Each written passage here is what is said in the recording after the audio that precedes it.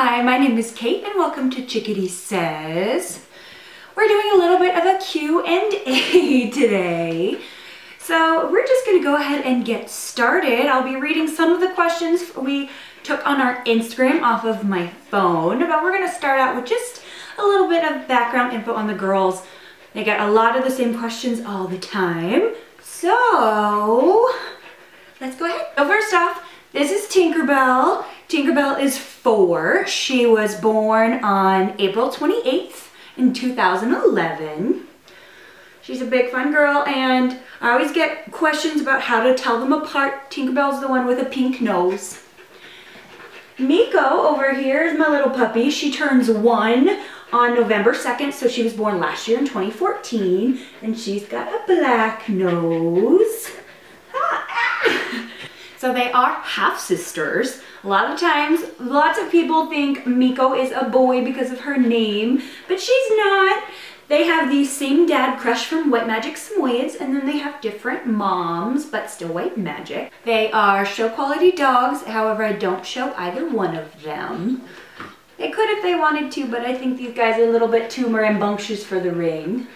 Oh. I also get asked a lot if they really do cuddle like they do in their Instagram photos. And absolutely, yes, they really love each other, and where one is, the other one has to be. They actually have a little bit of separation anxiety, so if you try to walk one without the other, they are not very happy. Another question I get asked a lot is what I feed them. And actually, because of that, we have a fun announcement today. This, if you can see it over here, is the bin that, if you saw our Instagram photo earlier, that Miko has been sleeping in. But this is the dog food brand that we eat. It is I and Love and You. It's local from Boulder, Colorado. Really great ingredients, really delicious. And because the girls like it so much, they actually reached out and we're going to be partnering with them. So look out for fun, content, giveaways, etc. coming in the future. What do you think? So this is the Red Meat Medley. It has pork, lamb meal, lentils, bison, real red veggies, and fruit. And it's really cute. Not only is it delicious and really good for them, but the actual pieces of dog food are shaped like hearts, which just makes me super happy. So we'll move on to the questions that you guys asked Tink and Meek on their Instagram. First is from Marlies_M. How did you decide to get a Samoyed, and how do you take care of grooming? So first I'm going to say that so many questions I got asked were all about their grooming and how they stay so white, what their bath time looks like, etc. So we're going to do a separate video just for grooming questions and kind of show you how it goes. And I know I have some old footage somewhere of Miko as a puppy getting brushed out, which is always fun. But to respond to how did you decide to get a Samoyed, I've actually had Samoyeds for my entire life. We had them while I was still in my mom's belly. I learned how to walk on a Samoyed. Samoyeds were originally bred to babysit children in Siberia because they were a blanket and a babysitter at once, which is why they're really, really sweet, but also really, really protective. Really good dogs. You can like stick your hands in their mouths, all of that jazz. They won't do a thing until someone threatens me, and then they get big and bad. Yeah. So I couldn't imagine not having a Samoyed. Growing up, we always had one Samoyed and one Golden Retriever. Usually one was older than the other, and we just kind of cycled through. And then when I decided to get my own dogs, I knew I wanted to go with Sam's because they were the fun, smart girls that I fell in love with. And I have 2 because Samoyeds are pack animals. You can have one of them. However, they require lots and lots of walking, outside, interaction, all of that. So I decided to wait until Tinkerbell was old enough to help train a puppy and then get a second one, and they are so much happier. Tink, as much as I played with her, still seemed a little bored, and now with Miko around, they have lots of things to do. Irene Yolande asked, can you give advice about having a Samoyed and raising a pup? Thank you. Well, you're welcome. And I always like to say, Samoyeds are great dogs. They're smart, fun, really have crazy personalities, but they're also a lot of work. Grooming aside, Samoyeds are really, really smart. So it's like having a toddler around nonstop. Tink and Meek can open doors, they can open cabinets, they talk back, Yes, you guys can see from some of the wooing that happens. But because they are so smart, they're a little bit difficult to train. They know exactly what you want them to do. They just decide whether or not they want to do it. Which is a lot of times why there are so many Samoyed rescues, because people will get Samoyeds because they think they're, oh, cute, fluffy, oh my goodness, this looks like a miniature polar bear. And then they don't know how to handle them. So unless you've had dogs before, I would not recommend a Samoyed as your first dog, just because you really need to know how to be an alpha and really need to know how to train a pup. But yeah. However, don't let that faze you. They're great dogs. I honestly can't imagine having any other dogs than these ones right here. Melissa Kragner asks, what's your favorite treat, either homemade or store-bought? Okay, so we have lots of favorite treats. I do home make some of their treats, and they're actually going to be set in my Etsy shop soon, but I'll leave the link below for that when they go live. But these, they're all natural. I make my own peanut butter to put in them. Are you guys excited? I know. And then use the dehydrator to make them super crunchy. Yeah, you guys know what these are. It's a little shape of bones. Here you go. Here you go. Yeah, so those are mine. But they also love lots of different treats. That same I and Love and You brand has something called ear candy, which they're 100% beef cow ears, and they're giant, and the girls love them, love them, love them. Excuse me. No. No, no, no. And then once again, I and Love and You has cute little jerky treats that are great for training. I like to keep these in my pocket when we're walking, things like that. So if they're great or if they're off leash, they're coming back, they get a treat. These are also the treats that I used in my 20K Instagram video that we spelled out 20K on the ground. Oh, baby girls. The second part of Melissa's question was, what are some of your adorable yet frustrating puppy habits? Now, that one I guess is geared towards this little one over here because she is super sweet, but she can be a pain in the butt. Miko's big thing is she likes to steal stuff. She is a klepto, just like her name. I actually named her after the raccoon in Pocahontas who likes to steal everything and has that big stash in his tree. So Miko likes to steal everything from treats off the counter to tomatoes out of my CSA box. And she also has a big thing about laundry. So I have a laundry basket that has a lid, but Miko has figured out how to open it. So what she does is probably a little bit TMI, but she loves to go in and either steal socks or underwear. And you can always tell when she's stolen something because she trades.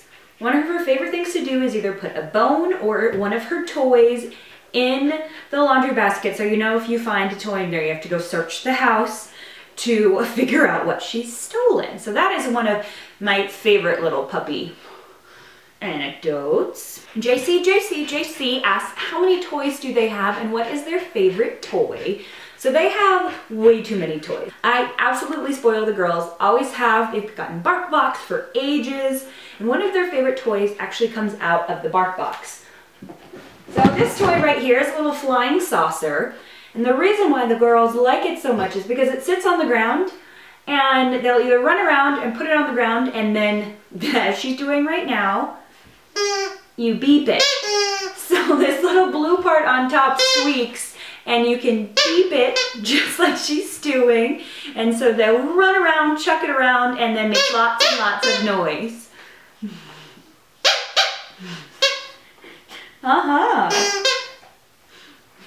So this is super fun. And then I have had one of these poles ever since Tinkerbell was a baby. These are from Petco. They're organic jute, so they don't have any gross chemicals in them. And they love to pull. As you can tell that this one is dying and I need a new one. I've gone through probably about 6 or 7 of these. But one dog gets one side, the other dog gets the other side. Dang. And they're very fun. Miko likes to, as you can tell, chew apart the cord, so which is why I get new ones. So when it gets super frayed, I'll throw it away and get a new one just so they don't choke on any of these little pieces. But they have a giant toy box I will insert a picture here, but it is literally a wicker basket that holds toys from all over the place. A lot of their toys are Tuffy toys, which I really enjoy because Tuffy toys are some of those toys that, as much as they try, that can't get the fluff out, which is when you have smart dogs like these, they like to take apart stitches, slowly pull out all of the fluff from an animal, and you'll find it all over the place. So those Tuffy toys are rated from 1 to 10. 10 lions can play with, ones rip apart really easily. But these girls usually get about 7 to 8. But they have dinosaurs, lobsters, sharks, all of those fun toys. Stephanie Gentry asked, which of your adorable plush pups is the alpha dog? They both appear to be pretty laid back with very distinct personalities, typical Sammys. And yes, very true. They both definitely have their own personalities. Tink's a little more laid back.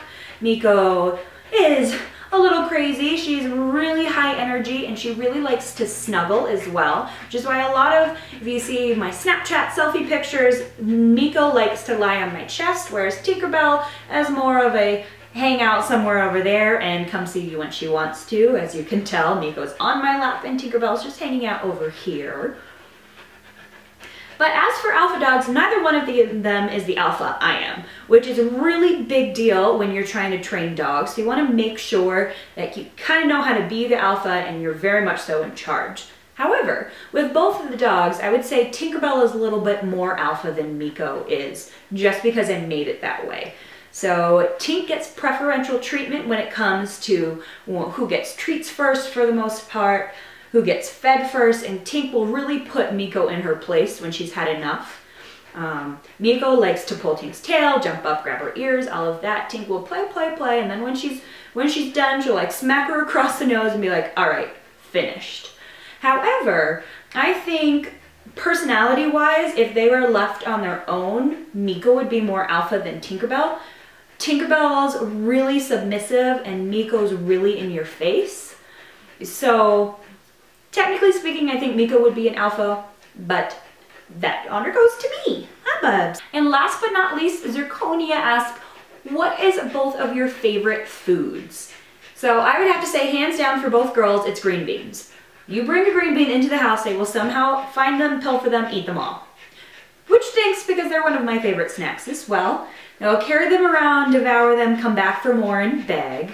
But one of their other favorite foods are these beef marrow bones. They don't have any marrow in this one right here, but you can get these from your grocery store. I like to go to an organic market like Whole Foods or Sprouts to get these. They usually have marrow inside, but as you can tell, the girls have already licked that all out. They're really nice, really fatty treat. And so you want to make sure that it's okay with your dog's belly for this. If it's really, really rich, so sometimes some dogs can have digestive issues. But after they take out all of the marrow, they can chew on these bones, and those bones will last for quite a while. If you ever want to put more flavor back into a bone, so if your dogs have lost interest, you can boil them in a little bit of beef stock on the stove. And as you can tell, they love these. So thank you so much for watching and submitting your questions. If you have any more questions, pop them in the comments below, and we will definitely be doing that grooming video soon, answering all of your questions about all of that. If you haven't already, make sure that you give this video a thumbs up and subscribe below. Thank you all so much for watching. Bye! See you soon!